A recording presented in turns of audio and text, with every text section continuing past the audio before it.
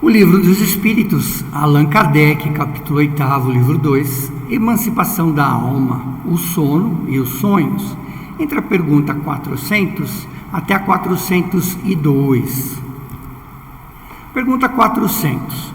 O espírito encarnado permanece voluntariamente em seu envoltório corporal? É como perguntar se um encarcerado se sente satisfeito sobre as chaves, ou se um preso, se sente bem na prisão.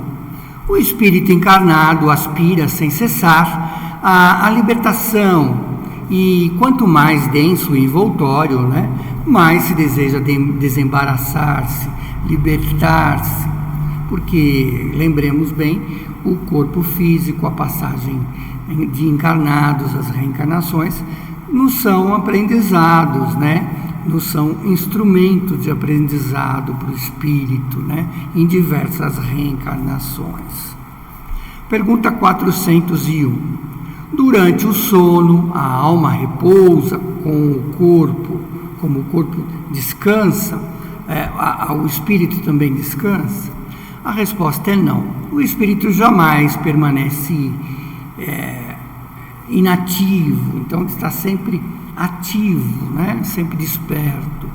Durante o sono, os laços que o unem ao corpo se afrouxam e este não tem necessidade do espírito.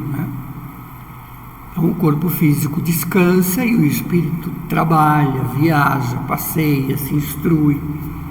É quando ele então percorre o espaço e entra em relação mais direta com os outros espíritos, o mundo espiritual. Pergunta 402. Como podemos julgar da liberdade do espírito durante o sono? Pelos sonhos. Então, essa liberdade que os sonhos nos trazem, as lembranças dos sonhos, é que podemos perceber essa liberdade do espírito. Saibam que quando o corpo repousa, o espírito dispõe de mais faculdades que no estado de vigília. No estado de vigília é quando estamos acordados. Lembre-se do passado e, às vezes, tem a previsão até do futuro. Adquire maior potencialidade e pode entrar em comunicação com os outros espíritos, o mundo dos errantes, sejam deste mundo, sejam de outros mundos, os mundos superiores, muitas vezes, mundos melhores que o nosso, de prova e regeneração, mundos ditosos, ou mundos inferiores, Muitas vezes se comenta: tive um sonho bizarro, confuso, um sonho horrível, mas que nada tem de genuíno. É engano. Se engana quem pensa assim. São muitas vezes as lembranças das coisas e de lugares que viu ou que verá em outra existência ou em outro momento. Com o corpo adormecido, o corpo físico, o espírito trata de quebrar as suas cadeias, as suas algemas, para perquirir o passado e o futuro, para poder enxergar o passado e o futuro. Pobre homens que conhecem tão poucos fenômenos mais simples da vida, inclusive os que não acreditam, acreditam ser bem sábios e as coisas mais simples os embaraçam, os confundem. A esta pergunta de todas as crianças: o que fazemos quando dormimos, O que são os sonhos? Ficam sem resposta. O sono liberta parcialmente a alma do corpo. Então o espírito fica liberto do corpo físico, parcialmente, porque estamos reencarnados. Quando dormimos, estamos momentaneamente no estado em que nos encontramos de maneira definitiva após a morte. Então ele é similar como a morte. Então por isso que os espíritas muitas vezes comentam: todos os dias nós morremos, porque nós dormimos, Os espíritos que cedo se desprendem da matéria ao morrerem, tiveram, né, sonhos inteligentes. Alguns, quando dormem, procuram a sociedade dos que lhes são superiores, espíritos superiores, né? Viajam, conversam-se e se instruem com eles, né? Então vão muitas vezes a assembleias, né, de espíritos que estão aprendendo o espiritismo, aprendendo o cristianismo, aprendendo sobre o bem, né? Trabalha mesmo em obras que encontram concluídas no seu retorno, então vão para o mundo espiritual e às vezes vão pelas ruas ajudar os necessitados, juntamente, obviamente, com outros grupos de espíritos, né? Destes fatos todos devem aprender a não temer, inclusive, a morte, visto que se morre todos os dias, segundo as palavras, inclusive, de um santo. Assim é para o espírito elevado. Então, o que concluímos agora nos slides anteriores é para um espírito elevado. Mas para a massa dos homens, os grupos de espíritos, né, mais atormentados na terra, espíritos que ainda estão buscando ainda, né, o seu esclarecimento e nem têm o conhecimento do Cristo, nem tem moralidade, né, nem se respeita ao próximo. Então esses grupos de espíritos, ao morrerem, devem permanecer longas horas nessa perturbação, que muitas vezes chamamos de umbral, nessa incerteza que já comentada. Vão, seja a mundos inferiores, a terra, quer dizer, mundos que precederam a sua passagem aqui na terra, e que antigos afetos os chamam nesses mundos, que seja a procura dos prazeres, talvez ainda mais baixos do que possuem aqui. Vão impregnar-se das doutrinas ainda mais vis, quer dizer, buscar coisas pagãs, talvez, né? Rituais, né? Mais desprezíveis muitas vezes, mais nocivas do que as que professam aqui no mundo terreno, no plano terreno atualmente. E o que gera a simpatia à terra não é outra coisa, senão o fato que nos sentirmos, né, ao acordar quando despertamos, ligados pelo coração, né, pelo amor que temos àqueles com que vimos passar 8, 9 horas acordados ali, né, horas de felicidade ou de alegrias, com seu ente querido, com seu parente, com seus filhos, né, com seu esposo, com a sua esposa, com os amigos do trabalho. O que explica também essas antipatias, né, invencíveis, é que sabemos, no fundo do coração, que essas pessoas têm uma consciência diferente da nossa, porque a conhecemos sem jamais tê-las visto.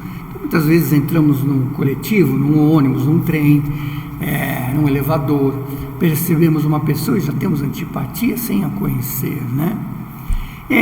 Ainda que explica a indiferença, visto que não procuramos fazer outras amizades, pois sabemos ter os que nos amam e nos querem, né? Em uma palavra, o sono influi mais a vida do que possa pensar, do que possamos imaginar e do que possamos ter como realidade.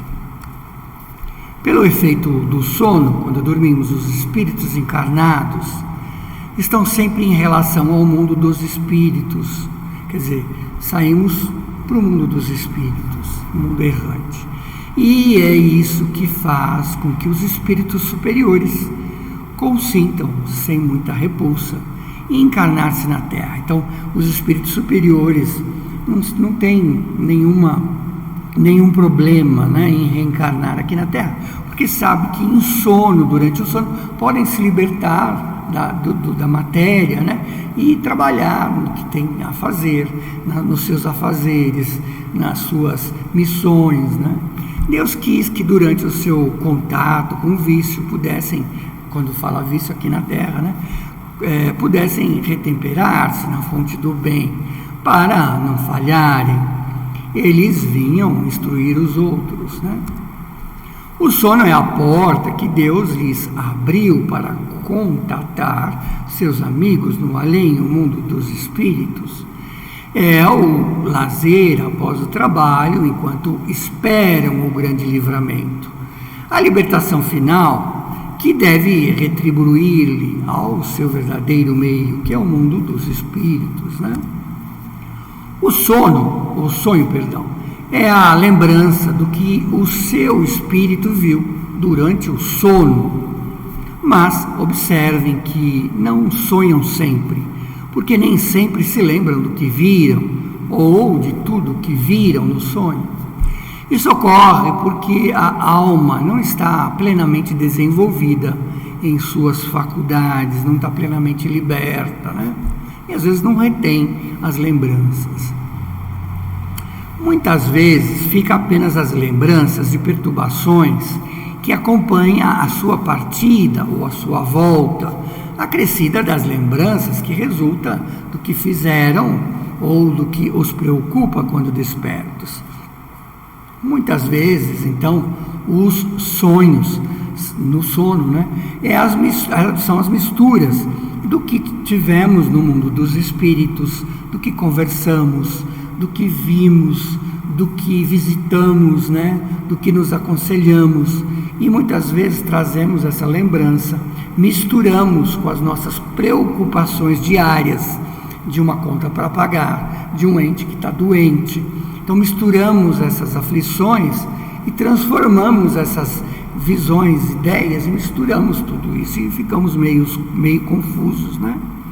Sem isto, como explicar os seus sonhos absurdos, né? Que acontecem com mais os sábios e mais simples, acontecem com todos, né?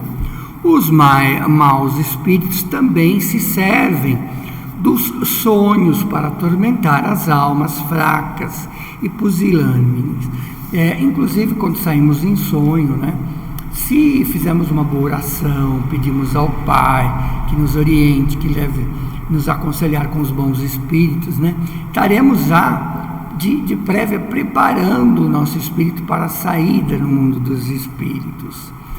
Esses espíritos que nos atormentam, que nos perturbam muitas vezes, são espíritos obsessores, espíritos inferiores, que muitas vezes querem o nosso mal ou simplesmente querem gozar da nossa cara, né?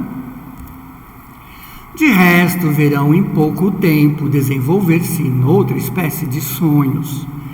É tão antiga quanto aquela que conhecem, mas que ignoram. São sonhos que tiveram muitas pessoas que informam nas escrituras, né?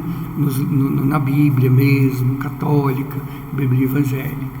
O sonho, por exemplo, de Joana, né? Joana d'Arc, o sonho de Jacó, os sonhos dos profetas judeus e alguns adivinhos indianos. É a lembrança da alma inteiramente liberta do corpo, a lembrança daquele espírito que teve no mundo dos espíritos, né? Das suas previsões, às vezes, a lembrança dessa segunda vista, né? A qual há pouco lhes falava.